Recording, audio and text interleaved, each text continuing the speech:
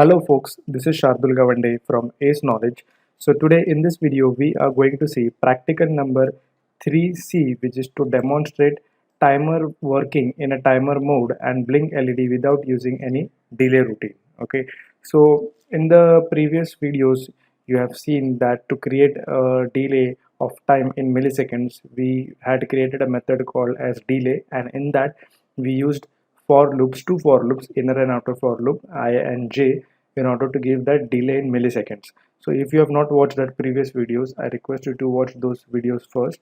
So here they are saying that we have to do the same thing, but we are not going to use loop delay routine, which means without using delay function we have to create demonstrated working of timer in timer mode and blink the LEDs.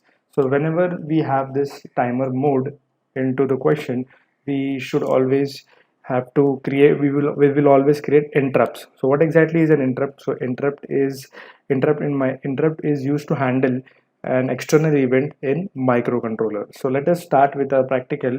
I've created here Keel project, and let us create a new file, and in that we'll include the necessary header file first, hash include rect51.h.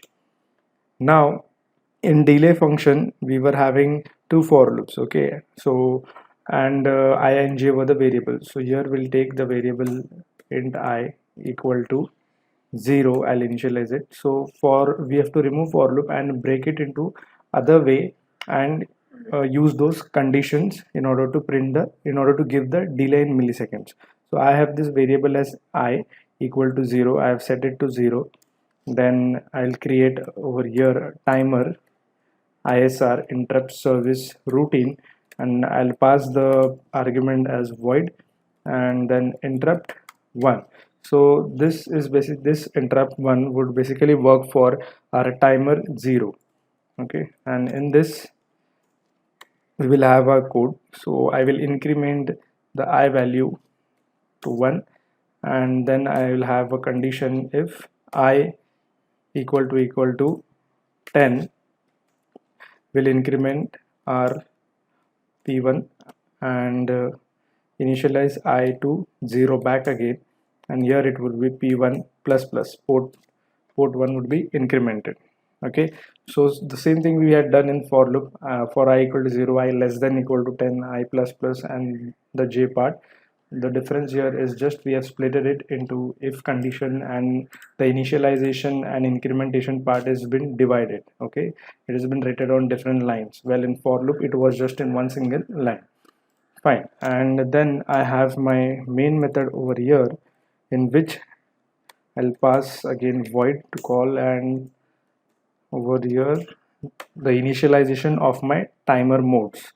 So I have t mod equal to, will give value as 0x01. So this represents my mode 1 of timer 0. We are using timer 0, right? So every setting would be for timer 0. Then we have to enable, so et0 equal to 1. So this will simply enable timer 0 interrupt. Then we have tr0 equal to 1. So now this tr0 will simply run the timer 0 mode. Okay, then we have ea equal to 1.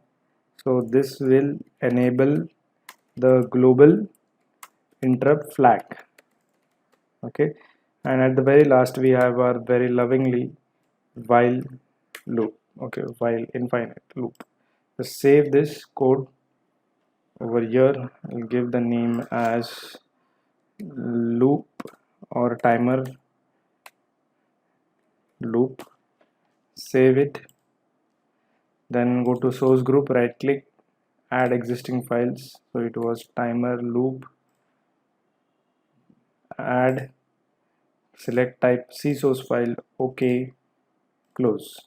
Okay, next target, right click, build target. So you see it is without it is 0, it has 0 errors and 0 warnings. Okay, fine. So Now let's go to our Proteus. In Proteus, I have already designed my embedded system, microcontroller, LEDs, and we have a ground line over here. So the designing part, it has been shown in the previous practicals. So do watch those previous practicals. Now we'll directly load our program in this microcontroller by right clicking on microcontroller, edit properties, and select the program file from Keel folder where you have stored Keel, and the name was without delay. Okay, so simply select, open, change the frequency to 11.0592, click on OK. So now let us run the code from here, and all the LEDs were lit up. So P1, as you see, after 10 milliseconds it goes on incrementing 4 D4, then again from 1 2 3 4, and now D5. Okay, so it will go on incrementing as the I value reaches to 10 milliseconds. So this was using timer for timer mode without using loop delay function. Okay, so yes, that's it from this video. Thank you so much for watching, and don't forget to subscribe.